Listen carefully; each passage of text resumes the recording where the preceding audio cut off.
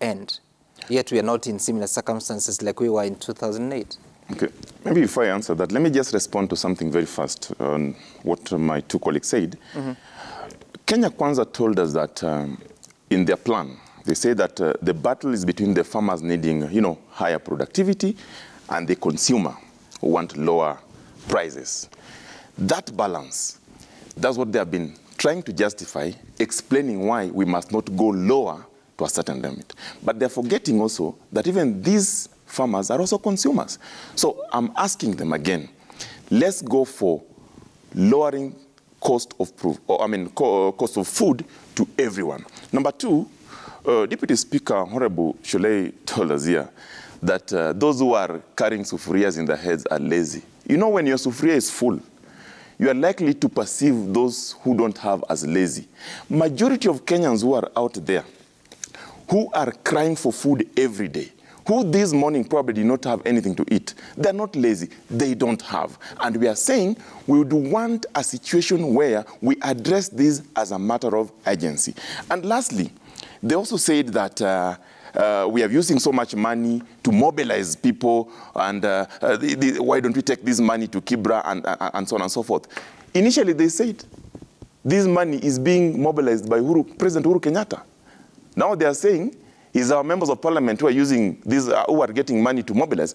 I think they need to stick to a narrative if they want to play politics, and play it instead of going this left, going this right. So how are you mobilizing? The people who are angry will come out on their own volition to participate. You don't spend any money? No money is being spent on mobilization, and that is the fact. The cars are they are driven by their owners. The owners fuel them. Raila Odinga fuels his car. Kalonzo fuels his car. Martha Karua fuels her car.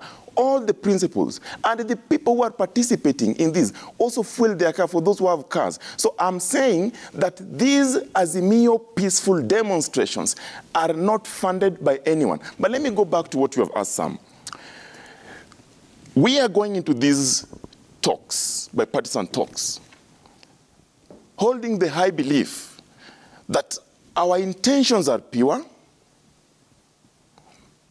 our goals are patriotic, and the people of Kenya are sovereign. We believe that this is for the people of Kenya. And we are telling them that because we want an inclusive, participatory, and meaningful conversation, then these conversations must take place in a form of extra-parliamentary. When Raila Odinga says that these conversations should be akin to the national dialogue that was led by Kofi Annan, he's not saying they must be like the ones for Kofi Annan. They should be like. The participant in that time, Sally Kosgei, William Ruto, James Orengo, and the rest were all members of parliament. Martha Karua, they were all members of parliament. But that discussion happened outside parliament, Serena talks. Then those resolutions were taken to parliament. We are saying, because we do not trust that the process that is purely parliamentary will yield to the demands of the people, we would want a participatory and inclusive process outside parliament.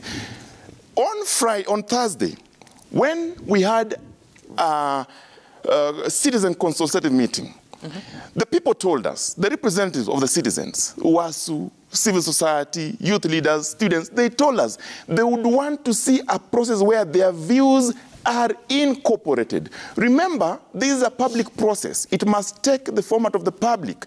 And we have asked our colleagues. Who do you want to join those talks? We are saying that we agree. When Honorable Ruto reached out to Azimio and asked us to stand down on our peaceful demonstrations, and we heeded to that call. He reached out? Yes, he did. And we said that Sam, let's stick to the point. And we said, that we are going to give dialogue a chance, because even the religious communities had reached out, and they said, especially during this month of Ramadan and the Easter then, we said that we have listened. He said that he has listened to what we are saying. Initially, he said he was struggling to listen to what we are saying. Now that he had listened, and he acknowledged that the issues need to be addressed.